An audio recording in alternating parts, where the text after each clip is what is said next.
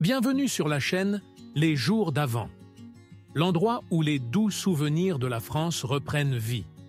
Vous êtes peut-être surpris d'entendre une nouvelle voix. Je m'en doutais. Aujourd'hui, c'est moi qui vais vous accompagner. Mon nom importe peu, car vous êtes ici pour écouter des histoires de France, pas ma biographie. Alors, dites-moi, vous souvenez-vous de ce moment où maman s'essuyait les mains sur son tablier en criant « À table !»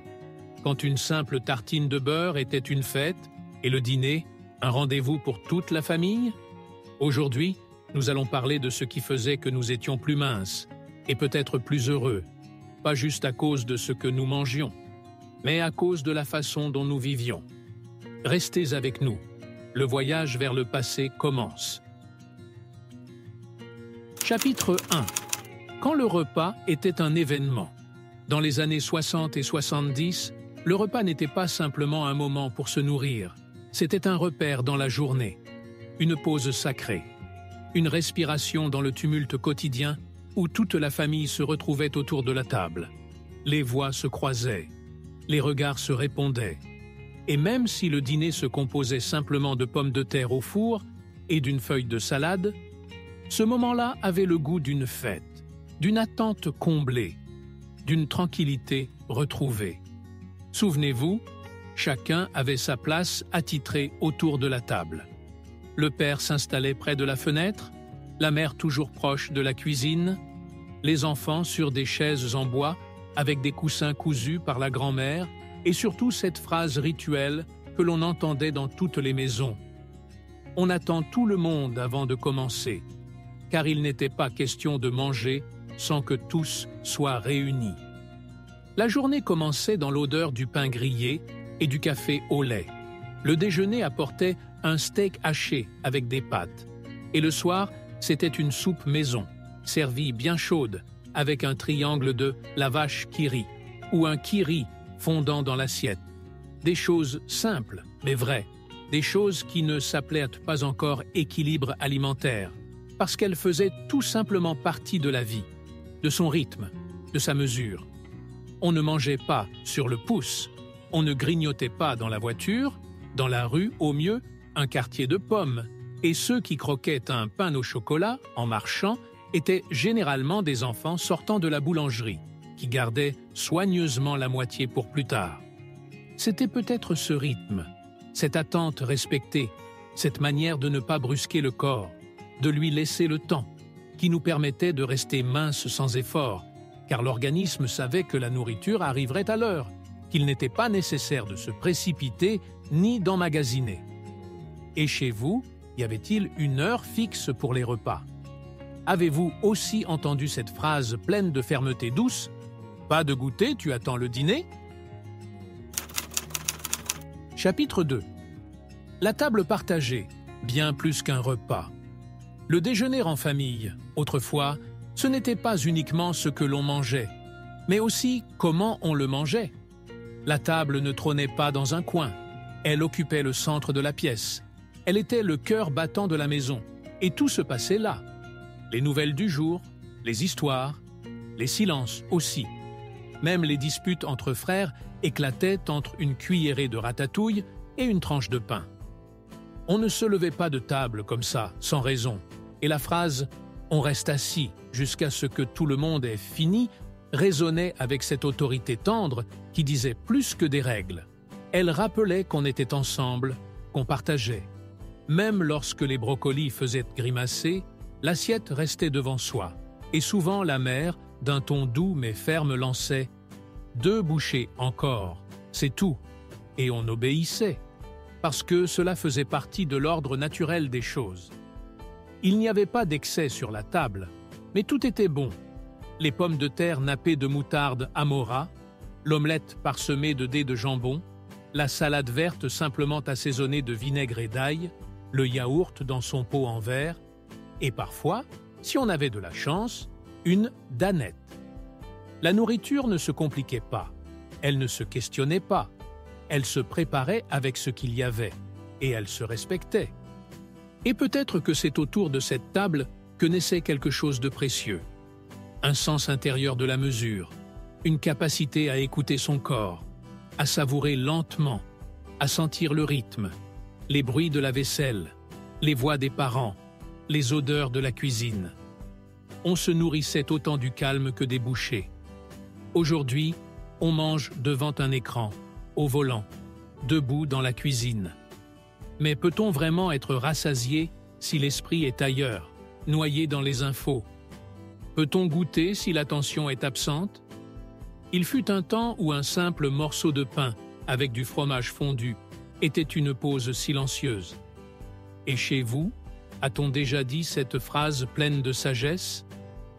Pas de téléphone à table. Chapitre 3. Moins de choix, plus de tranquillité. L'épicerie française des années 70 n'était pas un temple de tentation, mais simplement un lieu où l'on venait chercher à manger. Un lieu où flottait l'odeur des bonbons en vrac dans des bocaux en verre, posés à côté des bouteilles de lait bien alignées. Et derrière le comptoir, une dame en blouse blanche qui connaissait le prénom de votre mère et savait déjà qu'elle prendrait toujours le même fromage et le même café. Il y avait du choix, oui, mais il ne criait pas. Un seul type de petit suisse, 2 variétés de baguettes, 3 marques de pâtes, tout était là, suffisamment, sans surplus. Sur les étagères, on retrouvait les éternels lustu cru, maille, panzani, et cela suffisait, car on ne se sentait pas privé, bien au contraire. C'était plus simple, plus clair, plus apaisant. On venait pour acheter, pas pour hésiter. Aujourd'hui, le supermarché ressemble à un parc d'attractions. 20 yaourts différents, 30 sortes de biscuits, 50 bouteilles de soda. Tout brille, tout appelle, tout interpelle. Mais à l'époque, on savait ce qu'on cherchait. On avait une liste, et on s'y tenait. Même les lessives cohabitaient avec les pâtes sans que cela ne choque personne.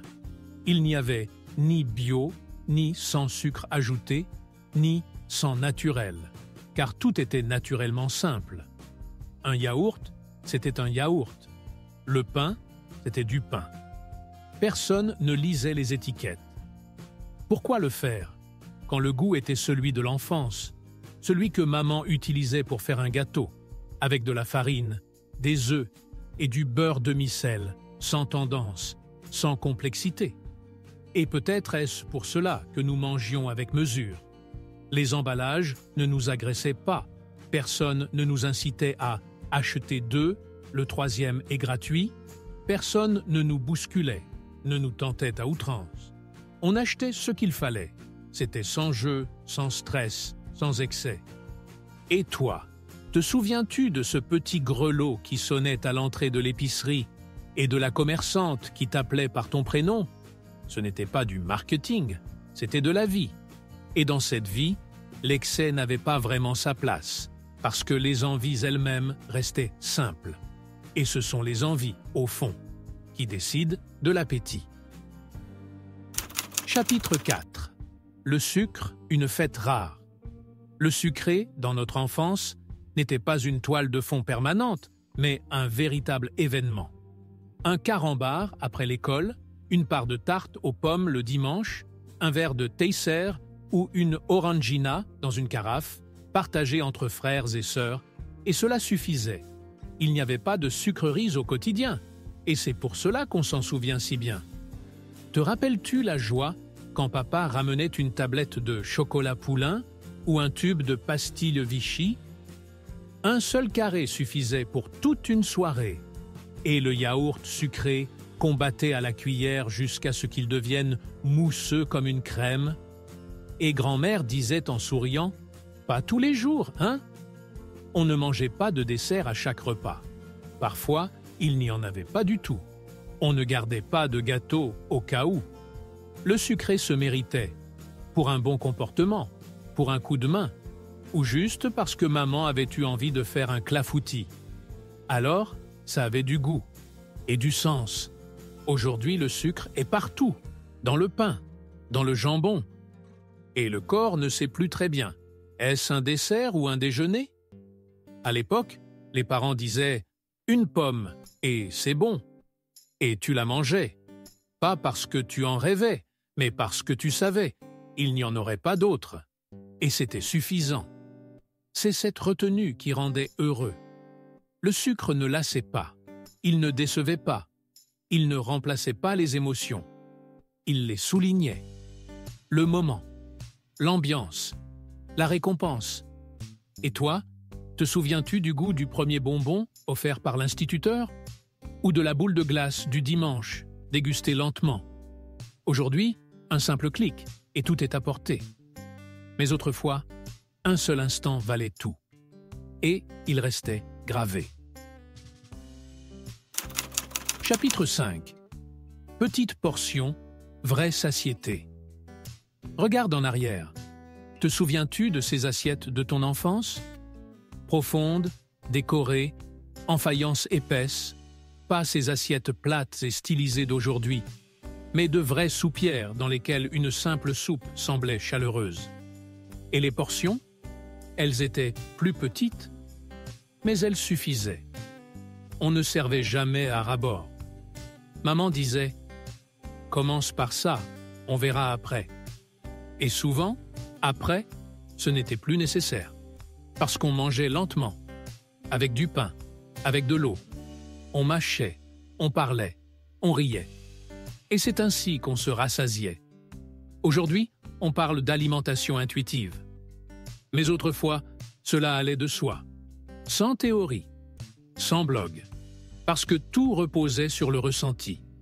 Non pas « ai-je assez mangé ?», mais « est-ce que cela suffit ?» Et tu le savais, parce que personne ne te pressait, parce qu'on te laissait ressentir. Même les desserts étaient petits, une tranche de flan, une moitié de poire au sirop, parfois un chou à la crème. Il tenait dans la paume de la main. Il ne demandait pas de fourchette. Il était léger, et c'est cela qui le rendait délicieux. Les petites assiettes, les petites cuillères, les verres de 150 millilitres, tout cela enseignait la mesure. Non pas parce que moins c'est mieux, mais parce que moins c'est juste ce qu'il faut. C'était cela, le vrai secret. Et chez vous, y avait-il un service spécial fait? Ou ce verre dont seul papa se servait? Toutes ces petites choses, elles nous apprenaient à respecter la nourriture, et donc à respecter notre corps. Chapitre 6. La viande, un accent et non le centre. Autrefois, la viande ne trônait pas au milieu de l'assiette. Elle ne dictait pas le repas, elle l'accompagnait, elle venait en touche, en soutien, une note de goût, une tranche de jambon, quelques lardons dans une ratatouille, une moitié de saucisse dans un plat de lentilles. Et cela suffisait, car la viande avait de la valeur, non pas tant comme apport protéique, mais comme élément de saveur. Souviens-toi de l'odeur du poulet fermier qui cuisait lentement le dimanche. Cette odeur qui remplissait la maison et annonçait que ce jour-là était spécial, non pas à cause du poulet lui-même, mais à cause de ce qu'il représentait. Un événement, un moment rare, préparé avec soin, rôti avec des pommes de terre et de l'ail, partagé à table avec respect, chacun sa part. Pas plus, mais jamais moins. Les autres jours, la viande était une ponctuation. Un peu de jambon dans un croque-monsieur, un soupçon de viande hachée dans la sauce des pâtes, et le reste, des légumes, des céréales, des légumineuses, car les repas s'organisaient autour de ce que l'on avait, et non de ce qui coûtait cher. Le goût venait de la tradition, de la répétition des gestes. Un bouillon fait avec des os de poulet, un reste de rôti glissé dans un sandwich le lendemain, ou un hachis parmentier pour ne rien jeter. Tout se réutilisait, même le gras du jambon que l'on ajoutait à une omelette. Rien ne se perdait, tout avait une raison, une fonction, une mémoire. Aujourd'hui, la viande est partout, en salade, en pizza, en entrée, en plat, parfois même au goûter. Et cette omniprésence lasse, elle étouffe, alors qu'autrefois, on attendait, on savourait, on savait. Il y en aurait peu, mais cela suffirait. Et toi, Te souviens-tu quand maman sortait un morceau de viande du réfrigérateur et disait « C'est pour demain, on en garde ?» Cette retenue n'était pas une privation, c'était du bon sens, une forme de soin pour le corps, pour le porte-monnaie, et peut-être aussi pour le goût. Chapitre 7. Boire pour apaiser la soif. À cette époque, boire voulait dire étancher la soif, simplement cela. Ce n'était ni un loisir, ni un réflexe, ni un truc à boire à la main tout le temps. On buvait de l'eau, du lait, parfois du thé, et c'était tout. Des choses simples, versées de carafes simples. Et ce son cristallin de l'eau qui coule dans un verre en verre. Un son familier, presque cérémoniel. Le lait du matin était froid, parfois avec une pellicule de crème. L'eau, toujours présente sur la table. Le thé, avec un quartier de citron et une cuillère de miel. Les boissons sucrées, modérées, discrètes. Le sirop de grenadine, dilué jusqu'à devenir rose pâle, était pourtant délicieux, justement parce que rien n'était saturé. Le jus de fruits n'était pas quotidien. C'était pour les occasions. Un jus d'orange quand quelqu'un était malade. Du jus de pomme si des invités venaient. La limonade, du Perrier ou du Banga, le dimanche ou aux anniversaires. Et chaque gorgée devenait souvenir, parce qu'elle n'était pas automatique.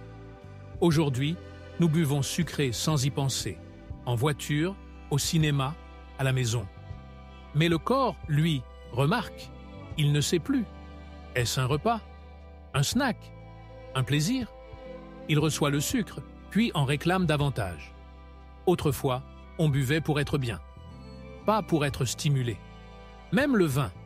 En semaine, c'était un fond de verre, parfois allongé d'eau. Le père en prenait au dîner, sans scène, sans clinquant, juste comme un aliment. Et l'eau restait reine, abondante, rafraîchissante, bienfaisante. Et toi, te rappelles-tu ces petites bouteilles de petit lait qu'on recevait à l'école? Ou ce chocolat chaud servi dans un grand bol le dimanche matin? Ce n'étaient pas des habitudes, c'étaient des exceptions. Et ce sont elles qui laissent les plus beaux souvenirs. Et donc, qui nourrissent vraiment. Chapitre 8. Le dessert. Une fin méritée. Rien ne couronnait un repas comme le dessert. Mais il n'était jamais automatique. Il était un peut-être, si on avait bien mangé, s'il restait un peu de compote, si maman avait eu envie de cuisiner, ou si c'était dimanche et que la famille était réunie. Alors apparaissait un saladier de fruits ou un gâteau de semoule au goût de vanille. Souviens-toi de l'odeur du riz au lait saupoudré de cannelle.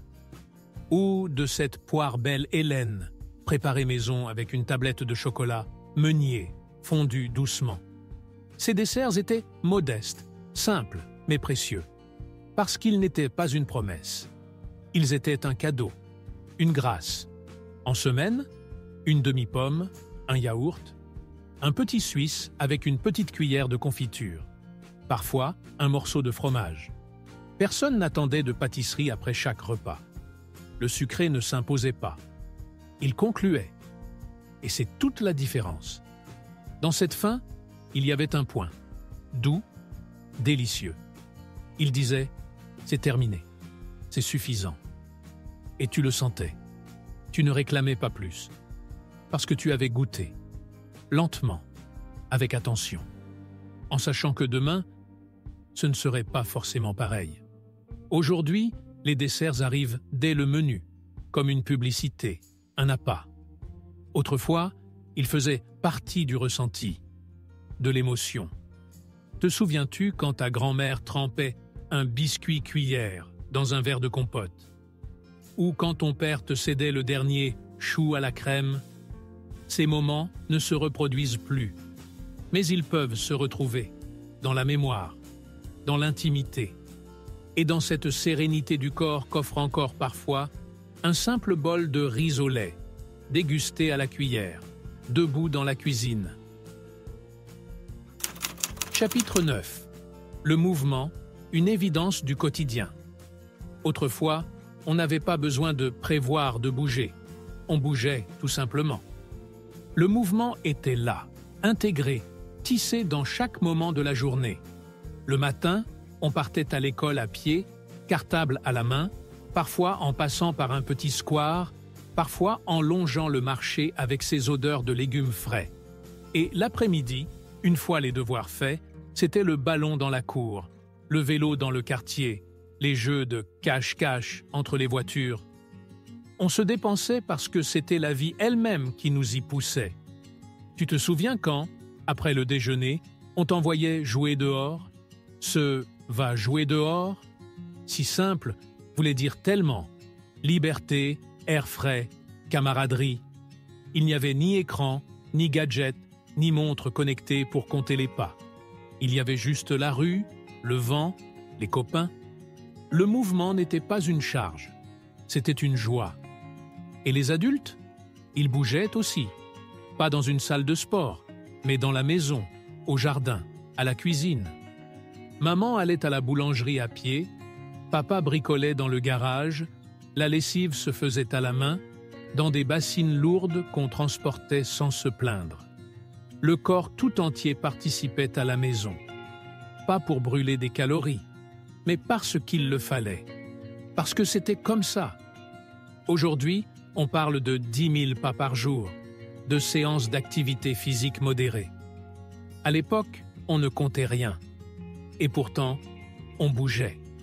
Naturellement. Sans effort, sans pression. Parce que le rythme du quotidien en avait besoin. Et le corps disait merci. Parce qu'il servait. Tu te rappelles courir en sandales sur le gravier?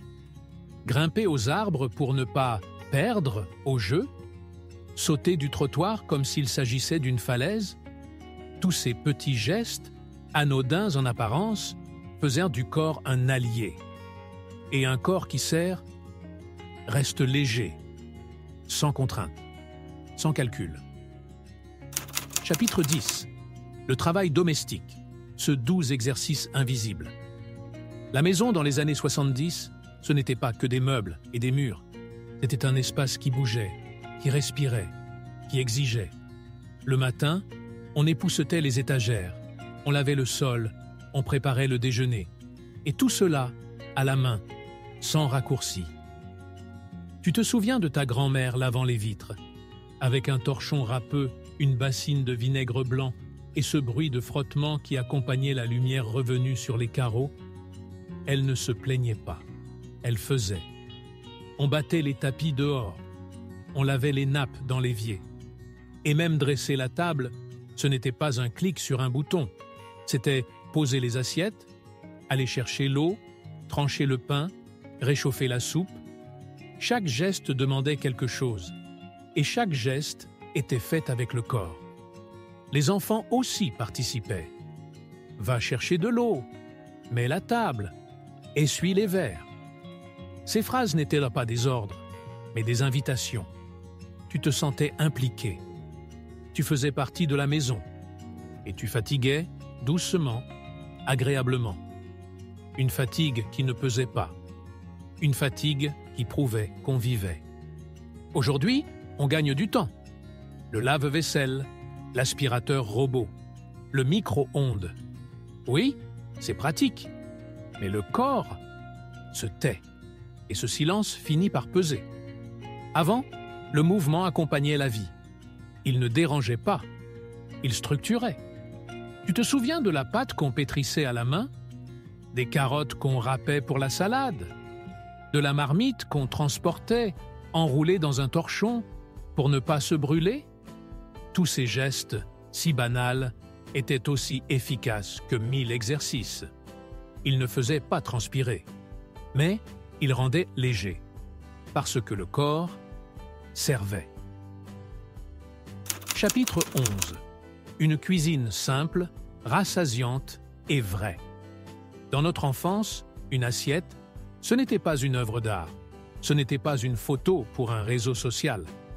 C'était une promesse. Tu allais être rassasié.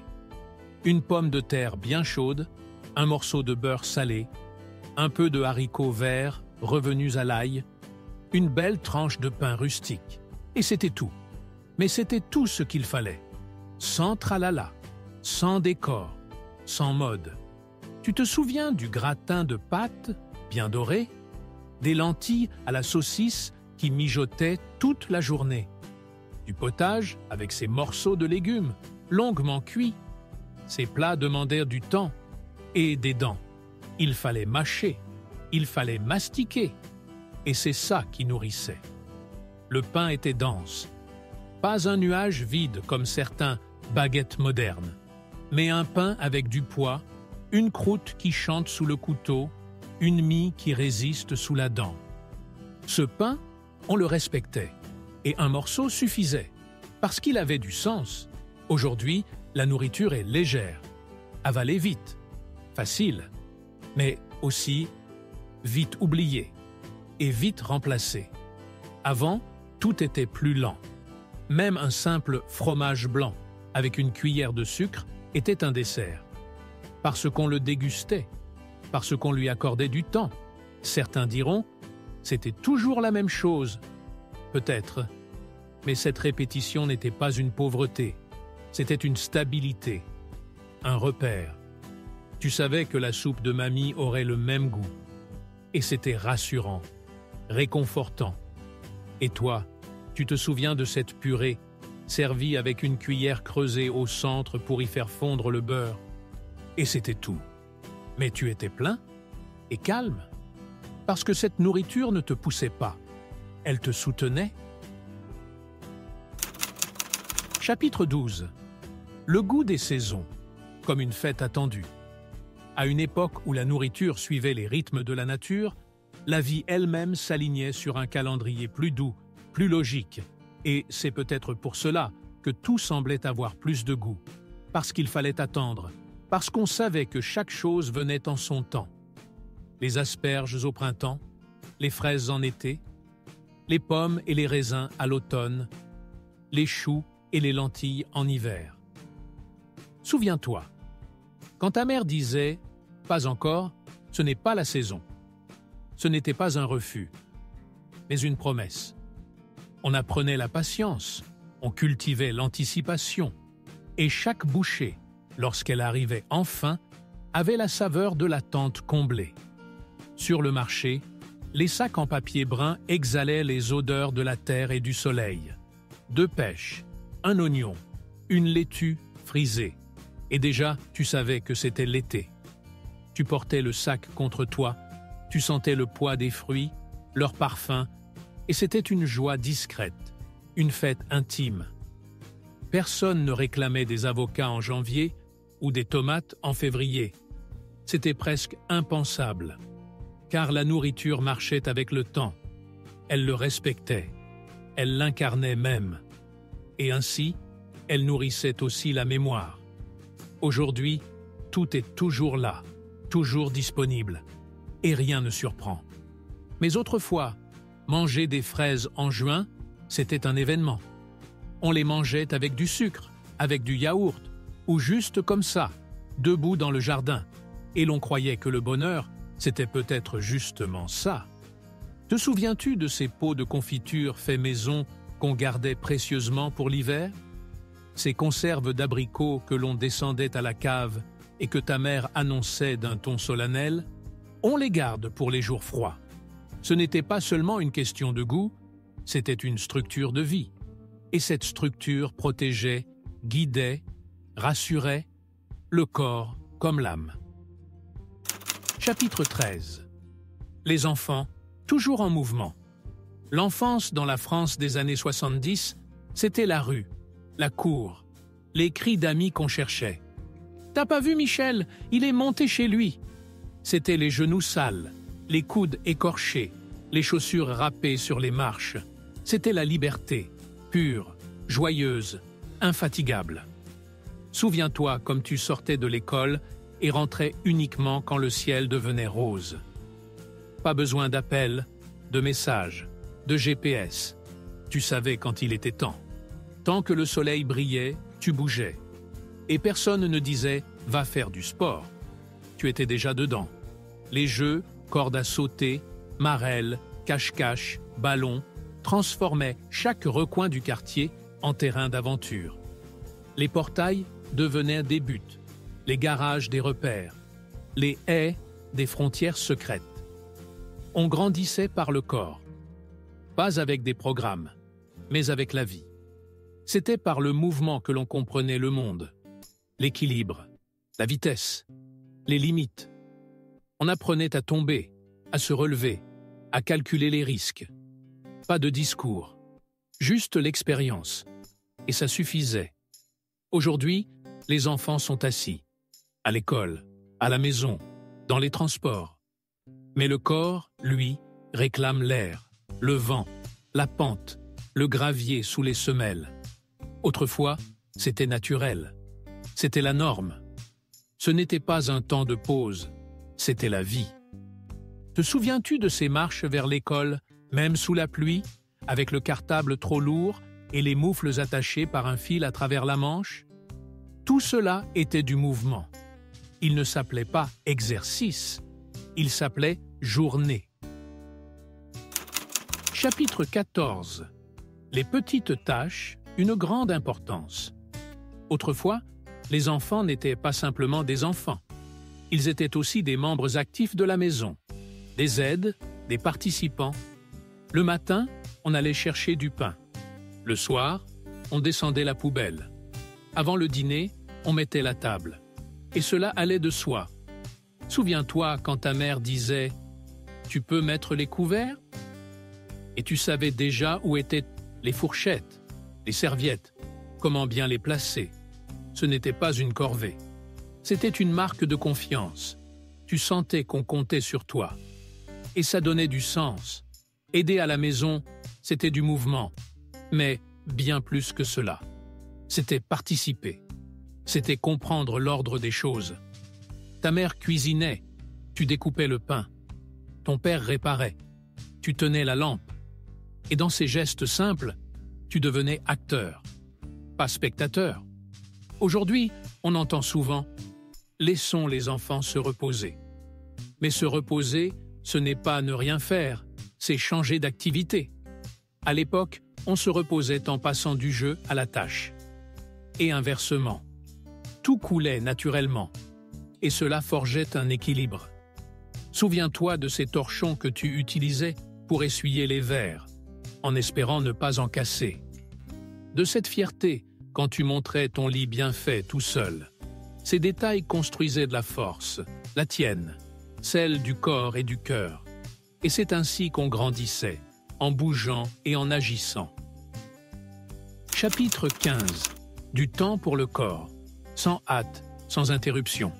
Autrefois, les repas n'étaient pas une bande sonore continue, mais une partie clairement structurée de la journée. Le petit déjeuner, le déjeuner, le dîner, et entre eux, rien, ou presque rien. Et c'est dans ce rythme que le corps trouvait le calme. Il savait quand viendrait la satiété, et quand il aurait droit au repos. Tu te souviens de ce goûter simple? Pain, beurre, chocolat, une tranche de baguette, un peu de beurre, un carré de chocolat Côte d'Or. Et c'était suffisant pour attendre le dîner. Et ce dîner arrivait toujours à la même heure, pas plus tard. Il n'y avait pas cette habitude de manger au cas où, pas de grignotage, par ennui. La bouche se reposait, l'estomac aussi, tout le corps respirait. Dans ce rythme, il y avait de la légèreté. Aujourd'hui, c'est tout le contraire. Une bouchée ici, une autre là. Et le corps ne sait plus quand faire une pause. Maman disait « Tu viens, c'est l'heure de manger ». Et tu savais que ce n'était pas négociable. Et après le repas, tu ranges ton assiette. Le rituel se terminait. Il avait des frontières. Et cela donnait la sensation que tout était à sa place. Tu te souviens du son de la cloche du dîner? De comment tu te lavais les mains à toute vitesse pour ne pas être en retard. Ce rythme n'était pas une contrainte, c'était un soin. Il formait une horloge intérieure. Et la stabilité qu'il offrait était la meilleure défense contre les excès. Chapitre 16. La table comme ancrage, lieu de lien et d'équilibre. La table à manger dans une maison n'était pas juste un meuble, c'était le cœur. Ce n'était ni le canapé, ni la télé, ni la chambre. C'était la table. C'est là que l'on résolvait les questions, écoutait les nouvelles, épluchait des pommes.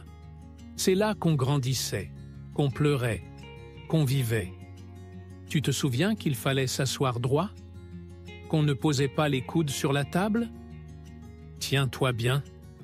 Cela ne sonnait pas sévère, cela sonnait juste. Cela créait un rituel, simple mais profond. On mangeait ensemble, tous. Personne ne commençait avant, personne ne partait avant. On attend tout le monde et on mange ensemble. Et si quelqu'un arrivait en retard, on lui laissait son assiette, couverte d'un torchon. Et le repas gardait sa chaleur, comme un signe de respect. Il n'y avait pas de téléphone, pas d'écran. Il y avait du pain, du fromage, de l'eau. Et il y avait des regards qui se croisaient, qui voyaient qui était triste, qui était joyeux. La table était un lieu de lien, sans trop de mots. Aujourd'hui, la table est souvent juste une surface. On y pose de la nourriture, des clés, des papiers, mais pas de souvenirs. Alors qu'avant, chaque dimanche, autour de la table, il y avait grand-mère, grand-père, oncle, tante, enfant. Et même si on disait des bêtises, on savait qu'on n'était pas seul. Tu te souviens de la nappe du dimanche? Ou des serviettes pliées d'une certaine façon? Ou de cette fourchette avec une dent tordue qu'on te donnait toujours? Tous ces objets n'étaient pas que des choses. C'était de l'histoire. Donc, une partie de toi. Chapitre 17. La minceur comme effet secondaire d'une vraie vie. Autrefois, personne ne disait « il faut maigrir ». Pas parce que tout le monde était mince, mais parce que ce n'était pas un sujet. Le corps était un outil, pas une finalité. Il servait, il participait, il était utile, pas pour le miroir, mais pour la vie. Tu te souviens que ta grand-mère disait « tant que tu es en bonne santé », c'était le vrai critère, le seul. Et le poids, c'était juste une conséquence de comment tu vivais, avec du rythme, de la modération, du mouvement. Personne ne se pesait au cas où. Il y avait une balance quelque part, mais on l'utilisait rarement. Le vrai indicateur, c'était comment le pantalon tombait, comment tu marchais, comment tu te sentais après avoir mangé. C'était une connaissance corporelle, pas un chiffre. Aujourd'hui, la minceur est un objectif. Autrefois, c'était un effet. Parce que la vie ne surchargeait pas. Elle apportait du mouvement, des pauses, une nourriture simple, des plaisirs modestes. Dans tout cela, une harmonie. Tu te souviens de ta mère en robe de chambre ou de ton père en short et sandales? Ils étaient normaux, pas des modèles, mais pas fatigués non plus. Parce que tout était équilibré. La tenue, la démarche et le mode de vie. On ne pensait pas au corps, on vivait avec.